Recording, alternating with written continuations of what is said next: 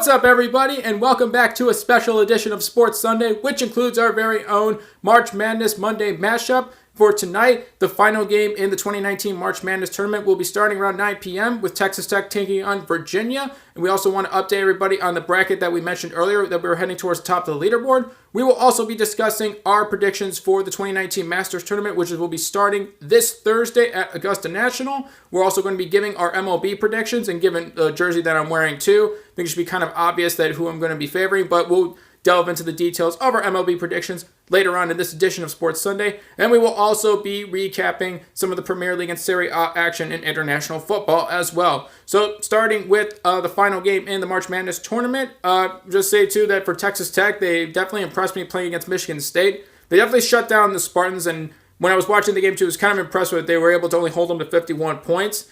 As for the bracket that I was talking about too, unfortunately I picked Michigan State over Texas Tech, so unfortunately we rose to as high as 218th place out of over 17 million brackets that were submitted. But as of right now, too, we just fell down. So we're back down towards like around 5,000, I think it was last I checked. But, getting to 218th place, too, to me is still an achievement. We weren't going to win anyway, but I figured, at least see how far of a run we could make. But being 218th out of over 17 million brackets, I'm still fairly happy with. And you know what? Just take 1 out of 25 brackets, too. But one, I guess, like doing that well has been none of them. But either way, too, it should still be a great game. Glad that one of these schools will actually win the championship time. And I think it's the first time since 1979 that both of these schools are going to their very first NCAA tournament March Madness final. So good luck to both teams, and that will be starting soon. And this should be a great game, too. In our bracket as well, too, we did pick Virginia. But as of right now, too, I think Texas Tech will keep it close. And to me, I wouldn't be surprised, too, for the game, too, if it went into overtime. I'm not going to say for sure going to overtime, but I would say I'm probably leaning more towards it'll probably go into overtime because I don't see this being a blowout, definitely. It's definitely going to come down to the final minutes, whether it's just in regulation of the second half or in overtime, but it should be a great game nonetheless. So hope you're looking forward to it as much as we are. Now going to the 2019 Masters Tournament. Just as of right now, I would say definitely not just putting is going to be the biggest factor in deciding who's only going to make the cut going into the third round, and then also the final round on Sunday, but also who is the best able to recover from either missed hits or inaccurate shots, whether their tee shot ends up in the rough or they have to either play it out of a sand trap, and who's able to recover mostly from missed hits and mistakes or miscues going as the tournament goes along. Those are probably going to be the two biggest factors, I would say, too, or who's going to determine who is actually going to end up winning the green jacket and being able to wear the green jacket. Not necessarily who could drive as far, whether it's Bubba Watson or Dustin Johnson, or who has the biggest drive too. It's going to be more who is able to, and that goes out the same with fewer strokes, but also who is able to recover more and who is able to bounce back from any mistakes that they make. So with that being said too, some of the predictions we're going to give to other the big names too towards the top, whether it's Rory McIlroy or Dustin Johnson or Bubba Watson. Just right now, the first one I'm going to say too is, as of right now, I would say Brandt Snedeker.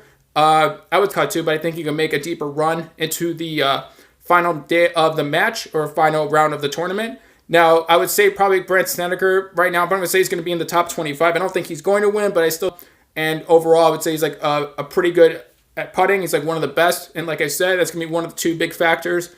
If he putts well, then he's going to be competitive. If he's able to recover from mistakes that he makes, then he's going to be finishing up even higher on the leaderboard. The next person I would say too to watch out for, Zach Johnson.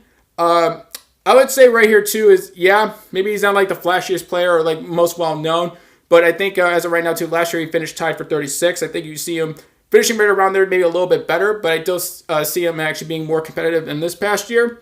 So I think he's definitely due, since it's been a while since he's like won any bigger tournaments, but I think he will actually play a lot better than what most people believe. So not just at first was Brandt Snedeker and then Zach Johnson. Next coming up, I would say the next person to watch out for in the Masters tournament, I would say I'm going to go actually with another one. I'm going to go with the next person, Louis Oosthuizen, who's from South Africa. I would say he's actually did fairly well last year. He finished tied for 12th. Now, I don't necessarily think he's going to win, but I think he's going to actually finish fairly well, around towards top 15 at the very least, just because overall he's shown that like in majors, especially in the Masters too, he's also played pretty well. And as he's getting more experience in the Masters, he's actually been improving quite a bit.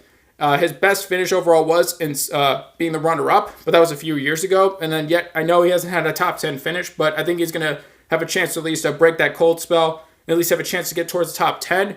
it wouldn't surprise me top 20, but he's going to play with that as well.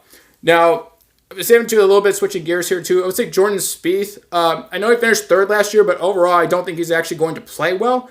Just because to me, even though he definitely has a lot of talent too, it just hasn't proven to me that he has the maturity or just really the overall the not just experience, but just really being able to calm himself down too, and to be able to focus on the mentality of being able to compose yourself in the biggest tournament, I would say too, next to the overall PGA Tour Championship for the PGA Tour season. I just actually don't see him actually finishing really in the top 20. I actually see him not doing as well too. He'll make the cut, but I don't think he's going to finish do that well overall too. I think it's going to come down to, I don't think he's going to be able to recover overall his best too for any mistakes or mishits that he's going to have. His putting can be overall at least good, if not even better than that. But he's not going to be the best at putting, but it's going to come down to he's not going to be able to recover from mistakes that he's going to make while playing as well. So next person I'm also going to say too is not going to play well is Phil Mickelson. I don't think he's going to actually play very well. And most people, if you watch Phil Mickelson, he's probably like, I would say, one of the worst when it comes to like the big tournaments as well too. For him, he can barely even just be able to win a major for some reason. Other tournaments, he plays at least fairly well. But when it comes to big tournaments, especially the Masters, overall, he just seems to crumble, definitely as of late as well, too. Really, it wouldn't surprise me, too, honestly, if Phil Mickelson didn't even make the cut. I'll even say it right now, too, I don't think he's actually going to make the cut. I think he'll be close, but I don't think he'll just miss it, just because I think he's just going to have a bad second day. He'll have a bad Friday round, and overall, I just don't see him playing well.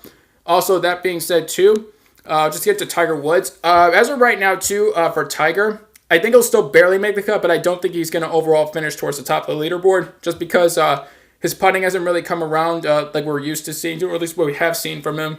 I don't know, he'll never be like what he once was, too, but overall, I just don't see him being able to putt well enough to be able to make a run towards the top of the. I still think he'll at least be somewhat competitive, but I think as the tournament goes on and as we're heading towards the final day, he'll start not playing that well too, and he'll start giving some strokes back too. So we'll see him just not really finishing. I'd probably say he'll still finish probably in the top 50, but I don't see him really just being towards the top of the leaderboard. The next person I would say too to watch out for, I would say the next person is gonna be like a number two is I'm gonna go with Koepka, Brooks Koepka, just because every Masters that he's participating in, this will be his fourth Masters. He's actually improved significantly. Last year, he finished tied for 11th. I see him actually finishing. I still think he's going to definitely work on getting more of an improvement, and I think he's definitely someone to watch out for. And he's definitely improving a lot since then, too. And really, he's definitely somebody I would just keep an eye on as well. But overall, that being said, too, who I think is going to end up winning the Masters tournament, our overall verdict, we're going to say, too, person or the player we think is going to end up winning the Masters tournament. We're actually going to go, this is going to be kind of a funny one too. I'm actually going to go with, so you get a little bit of a drum roll here. You're going to like this one. I'm going to actually, I'm going to actually go with Ricky Fowler. This is a bit of a long shot here too, just because of how young he is, but he finished up as a runner-up last year too, but I'm going to actually go with Ricky Fowler just because right now, it's not going to be at first, too, where you'll even see like he'll be dominant when he's playing, too, but I think he'll make a stronger run as the final day is going along in the final round. So I'm going to go with Ricky Fowler to actually win the Masters, but again, just only on that as well, too. Let us know that verdict down below, who you think is going to win the Masters, who will do well, who's not going to do so well. We're looking forward to hearing that verdict. Also, going to MLB standings as well, or MLB predictions. I know the season's already been about a week or two underway. So as of right now, we see not just in the American League, we not just see the Tigers and Twins just competing for the AL Central, who's going to end up winning there. I also seeing the Rays and the Yankees, probably just as it started right now, too, for the season, it's probably going to end up being those at the top two. And overall, I see the Mariners and that later. Not just seeing the Mariners actually ended up being able to take the AL West from the Houston Astros, who won the 2017 World Series, and then last year was the Boston Red Sox. I actually don't see the Red Sox, honestly, for this year, the way they're going so far, I actually see them struggling just to even get towards even wild card contention. I don't see them actually going back to the World Series this year, just because I think, like other teams too, even the Yankees as well too, the reason why they'll end up falling to the Tampa Bay Rays is too raw. So I just not see the Mariners win the AL West. I see them actually going to the World Series, and then going against the National League, I just see actually not just the Brewers winning the NL Central. I also see the Dodgers being competitive, along with the Phillies and the Mets. Also, as much as I like to say to another I'm a Nationals fan, I just actually don't see them playing that well. I don't see Soto actually yet filling those the shoes of Bryce Harper, who's now with the Phillies. I think eventually they'll start being a little more competitive, but as of right now, too, I think they'll just be back to a mediocre team. So I just see the Phillies for the NL East ending up winning that. They'll actually end up edging out the New York Mets. So you also see the Dodgers also being able to take the NL West again, because I don't think the Padres will be able to continue to keep up with the Dodgers as we're getting towards the latter part of the season. And then I'll actually see for a World Series matchup, I'm going actually with the Mariners against the Brewers. I know these are like teams that we're not really used to seeing in the World Series, but I think it's going to be two different teams this year. And then overall, I know it's going to be a long shot too for our overall verdict, who's going to win the World Series.